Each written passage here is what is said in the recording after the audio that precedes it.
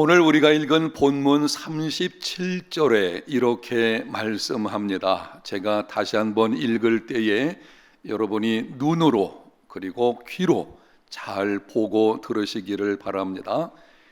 이렇게 많은 표적을 그들 앞에서 행하셨으나 그를 믿지 아니하니. 세 가지를 주목하십시오. 첫 번째는 표적이라는 말이고, 두 번째는 그들 앞에서라고 하는 말이고, 세 번째는 믿지 않았다라고 하는 말입니다. 신약성경 복음서를 보게 되면 예수님께서 많은 이적들을 행하셨습니다. 그런데 사도 요한은 그의 책에서 예수님이 행하신 이적들을 능력을 의미하는 두나미스라고 하는 말을 사용하지 않고 표적을 뜻하는 세메이온이라는 말을 사용했습니다. 표적이란 역사적인 실제 사건이지만 그 사건 자체보다는 그 사건이 가지고 있는 상징적인 의미가 더 중요할 때에 사용되는 말입니다. 그 사건 자체 이상으로 훨씬 더 큰 의미가 있다는 뜻입니다. 그러므로 표적을 본다라고 하는 말은 그 사건 자체를 보았다는 것이 아니고 사건이 가지고 있는 상징적인 의미가 무엇인지를 깨달았다라고 하는 뜻입니다. 예수님께서 행하신 표적들의 의미와 목적이 무엇인지 요한복음 20장 30절과 31절에 말씀을 합니다. 예수께서 제자들 앞에서 이 책에 기록되지 아니한 다른 표적도 많이 행하셨으나 오직 이것을 기록함은 너희로 예수께서 하나님의 아들 그리스도이심을 믿게 하려 하며 또 너희로 믿고 그 이름을 힘입어 생명을 얻게 하려 함이니라. 예수님께서 행하신 많은 표적들 중에 요한은 7가지만을 그의 책에 기록했습니다. 기록한 목적이 무엇인지를 이렇게 말씀을 합니다. 너희로 예수께서 하나님의 아들 그리스도이심을 믿게 하려 하며 또 너희로 믿고 그 이름을 힘입어 생명을 얻게 하려 함이니라. 표적 자체가 아니라 그 표적이 가지고 있는 의미 그리고 목적이 무엇인지를 우리에게 분명하게 말씀을 하십니다. 예수님께서 표적을 행하신 것은 사람들로 하여금 예수님께서 어떤 분이신지를 알게 하심으로 예수님을 믿어서 영생을 얻게 하려는 것입니다. 표적을 구하는 신앙이 아니라 표적을 행하시는 예수님께서 누구신지를 알고 예수님을 믿으며 예수 그리스도 안에 거하는 신앙생활이 되시기를 바랍니다. 좀 더 구체적으로 요한복음에 기록되어진 7가지 표적을 간략하게 정리해서 말씀을 드리겠습니다. 첫 번째, 물로 포도주를 변화시킨 사건. 물이 포도주로 변화되었다는 것은 질적인 변화를 뜻합니다. 질의 주가 되시는 예수님을 보여주는 것입니다. 두 번째는 왕의 신하의 아들의 병을 고치신 사건. 거리가 34km 정도 떨어져 있었습니다. 그런데 예수님께서 왕의 신하에게 말씀하시기를 내 아들이 죽지 않았고 살았다. 그 말씀하시는 순간 멀리 떨어져 있는 그 아들의 병이 고침을 받았습니다. 공간과 거리의 주가 되시는 예수님을 보여주는 것입니다. 38년 된 병자를 고치신 사건, 38년 정도 질병을 가지고 있었다면 고질병일 것입니다. 그런데 그 오랜 세월, 그 많은 시간 동안 가지고 있었던 것이지만 예수님께서 말씀으로 고쳐주셨습니다. 시간의 주가 되시는 예수님이심을 보여주는 것입니다. 오병이어로 5,000명을 먹이신 사건, 보리떡 5개와 물고기 2마리, 한 어린아이의 한 끼 분량의 식사에 불과한 것입니다. 그런데 그것으로 예수님께서는 5,000명 이상이 먹고도 12광줄이 남길 정도로 양이 늘어나게 되었습니다. 양의 주가 되시는 예수님이심을 보여주는 것입니다. 물 위로 걸으신 사건, 사람이 어떻게 물 위로 걸어갈 수가 있겠습니까? 자연법으로는 당연히 빠져야 되는 것입니다. 그런데 예수님께서는 그 위로 걸으셨습니다. 자연법을 주관하시는 예수님이심을 보여주는 것입니다.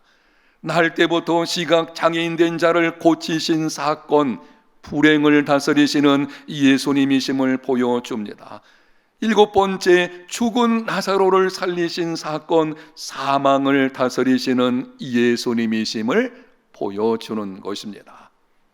질, 공간, 시간, 양, 자연법, 불행, 사망, 이것을 주관하시는 분은 오직 한 분, 하나님뿐입니다. 예수님께서는 표적을 행하심으로 이 모든 것을 주관하시는 하나님의 아들 성자 하나님이심을 나타내셨습니다. 여러분, 그러므로 예수 그리스도만이 구세주이시며 주님이십니다. 그런데 사람들은 이렇게 많은 표적들을 보았음에도 도무지 믿지를 않았습니다. 분명히 예수님께서 행하시는 표적들, 그들 앞에서 이루어진 사건입니다. 보았습니다. 경험하기도 했습니다. 다른 사람을 통해서 듣고 또 들었습니다. 그럼에도 믿지를 않았습니다. 오늘 본문 바로 앞부분에 보게 되면 예수님께서 말씀하셨습니다. 내가 땅에서 들리면 모든 사람을 내게로 이끌겠노라. 땅에서 내가 들리면 땅에서 들림받아 죽는 십자가 사건을 의미하는 것입니다. 십자가에 달려 죽으심으로 하나님의 선택받은 모든 자를 구원하시겠다는 것입니다. 그러자 무리들이 응답하기를 본문 34절입니다. 이에 무리가 대답하되 우리는 율법에서 그리스도가 영원히 계신다 함을 들었거늘 너는 어찌하여 인자가 들려야 하리라 하느냐. 이 인자는 누구냐? 이렇게 말하는 것입니다. 우리는 율법에서 오실 메시아는 영원토록 계신다고 알고 있는데 너는 고난을 당하고 죽게 된다니 그렇다면 네가 메시아일 리는 없겠고 도대체 너는 누구냐? 이렇게 묻는 것입니다. 사실은 예수님께서 그동안 자신이 누구인지를 끊임없이 나타내 주셨습니다. 표적들을 통해서 보여주셨고 자신이 누구인지를 말씀을 통해서 거듭거듭 말씀해 주셨습니다. 그럼에도 그들은 도무지 예수님께서 누구신지를 알지를 못했습니다. 여러분, 그 이유가 무엇입니까? 구약 성경은 장차 오실 메시아에 관해서 두 측면을 말씀을 합니다. 하나는 원수를 정복하는 승리와 영광의 메시아에 관한 것이고 다른 한 가지는 고난받는 종 메시아에 관한 것입니다. 당시 유대 지도자들은 승리와 영광의 메시아만 생각하고 고난의 종 메시아는 인정하지를 않았습니다. 이사야서 53장을 보게 되면 고난의 종 메시아에 관한 예언들이 기록이 되어져 있는데 그들은 그것을 메시아에게 적용하지 않았습니다. 바로 그 고난 당하는 것을 이스라엘 백성들로 해석했습니다. 고난 당하는 메시아에 관한 것을 철저하게 배제했습니다. 백성들에게도 그렇게 가르쳤습니다. 그러다 보니 어렸을 때부터 그렇게 배운 이스라엘 백성들은 오실 메시아는 승리와 영광의 메시아이다라는 선입견에 사로잡히게 되었습니다. 예수님의 제자들도 어렸을 때부터 그렇게 배웠기 때문에 오순절에 성령께서 오셔서 그들에게 깨우쳐 주시기 전까지는 고난의 종 메시아에 관해서 바르게 이해하지를 못했습니다. 그런데 예수님께서 십자가에 달려 죽으신다니 그들은 예수님을 메시아로 인정할 수 없었던 것입니다. 메시아는 이스라엘의 승리와 영광을 가져오는 분이어야 한다는 선입견, 어렸을 때부터 그리고 선조 때로부터 그렇게 전통적으로 내려온 가르침으로 인한 선입견, 그 선입견이 그들의 눈을 가리워지게 하였고 표적들을 보고도 예수님을 믿지 못하게 한 것입니다. 미국 어느 의과대학 교수가 한 사례를 들어서 학생들에게 질문을 했습니다. 아버지는 매독에 걸려 있고 어머니는 폐결핵 환자이다.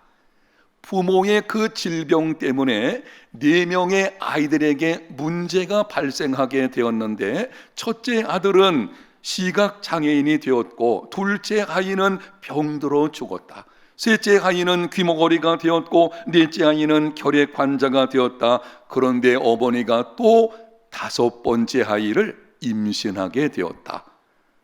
이런 경우에 그대들이라면 어떻게 할 것인가? 학생들이 입을 모아서 대답을 합니다. 유산시켜야 합니다. 그런 악조건에서 아이를 또 낳는다는 것은 있을 수 없습니다. 그러자 교수가 대답합니다. 그대들은 지금 베토벤을 죽였다네.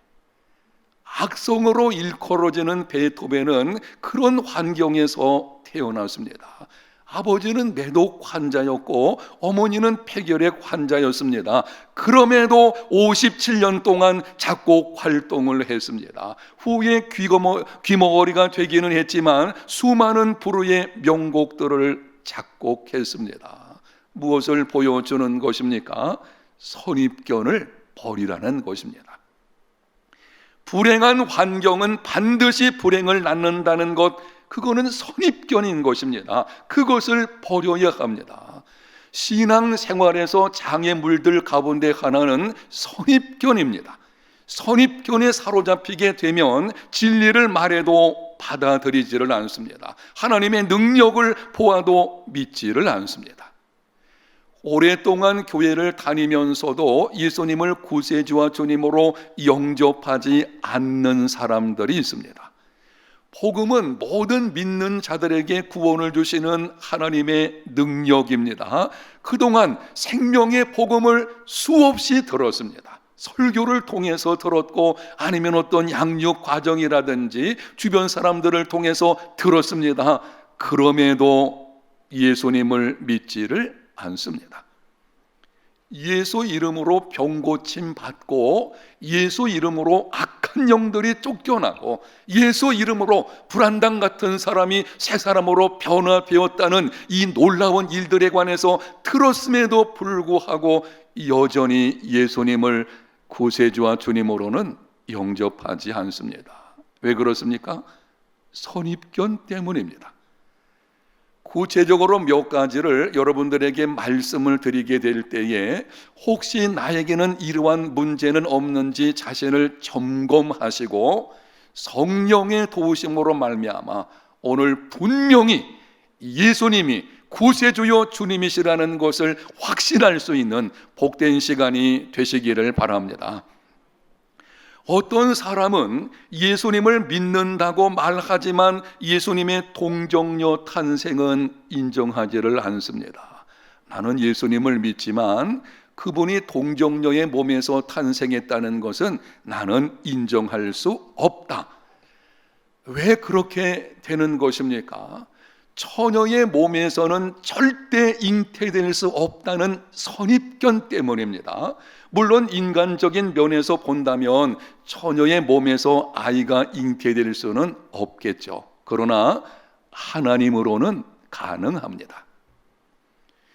아브라함의 아내 사라가 나이 많아서 단산했을 때에 하나님의 능력으로 아들 이삭을 낳았습니다. 아이를 낳지 못하는 단산된 상태에 있는 여인이 하나님의 능력으로 아이를 낳았다면 처녀의 몸에서 잉태되는 것 하나님의 능력으로 충분히 가능합니다. 주목하여 들으십시오. 예수님의 동정녀 탄생을 인정하지 않으면 예수님은 원죄를 가지고 있는 죄인이라는 것을 뜻하는 것이고, 그것은 예수님의 구세주이심을 부인하는 것입니다. 동정녀 탄생을 인정하지 않으면서 예수님을 믿는다고 하는 것은 거짓 믿음입니다. 예수님이 구세주이시며 주님이심을 믿으려면 선입견을 내려놓아야 합니다. 어떤 사람은 예수님의 십자가 죽음은 받아들이지만 부활에 대하여는 인정하지를 않습니다. 예수께서 십자가 달려 죽으신 것 나는 역사적인 실제 사건으로 인정한다. 그러나 그분이 살아났다는 것은 나는 도무지 믿을 수 없다. 예수님의 부활에 대한 역사적인 증거들은 충분합니다. 율법에 의하면 어떤 사건에 2명이나 3명의 증인이 있으면 사실로 확정했습니다. 오늘날도 마찬가지죠. 어떤 사건이 있을 때에 그것을 본 증인이 몇 사람 있으면 사실로 법정에서 확정을 짓게 됩니다.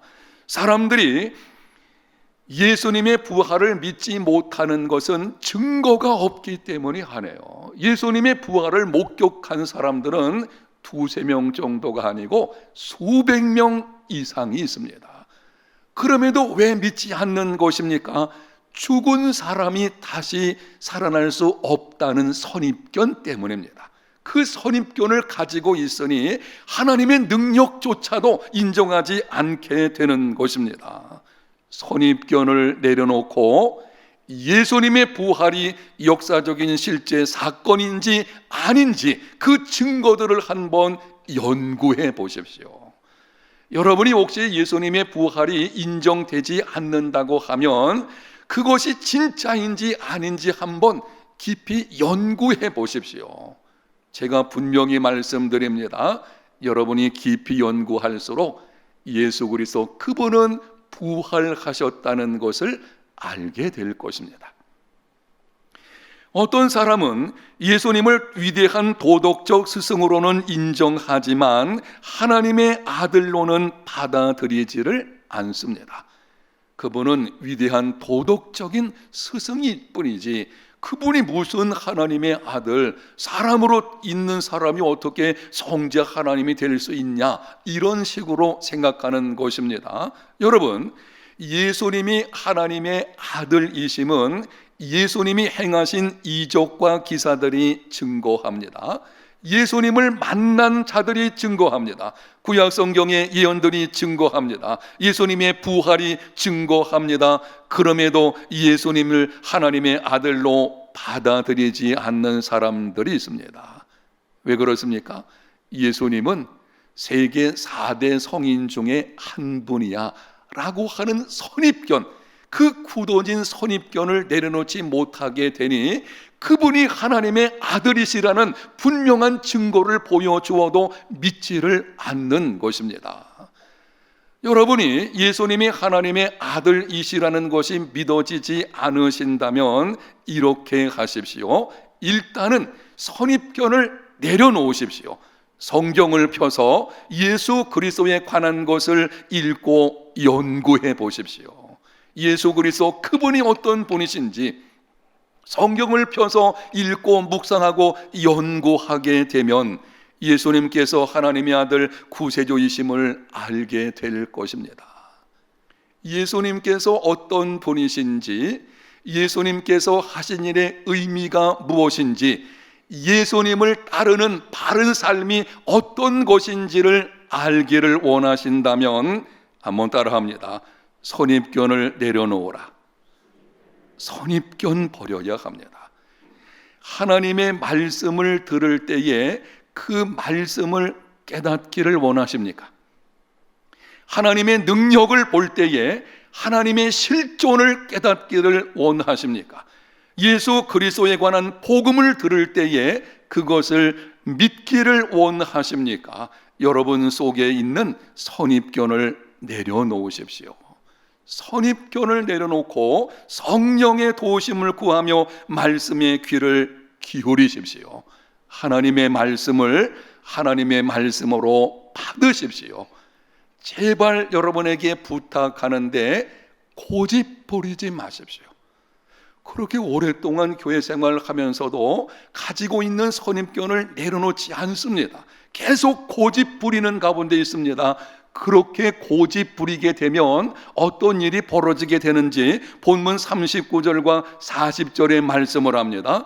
그들이 능히 믿지 못한 것은 이 때문이니 곧 이사야가 다시 일렀으되 그들의 눈을 멀게 하시고 그들의 마음을 완고하게 하셨으니 이는 그들로 하여금 눈으로 보고 마음으로 깨닫고 돌이켜 내게 고침을 받지 못하게 하려 함이라 하였음이니라. 선입견을 내려놓지 않고 계속 고집 부리며 하나님의 말씀을 하나님 말씀대로 받지 않게 되면 하나님께서 그들의 눈을 멀게 하심으로 보아도 깨닫지를 못하게 됩니다. 하나님께서 그들의 마음을 완고하게 하심으로 믿음을 가질 수 있는 가능성마저도 사라지게 됩니다.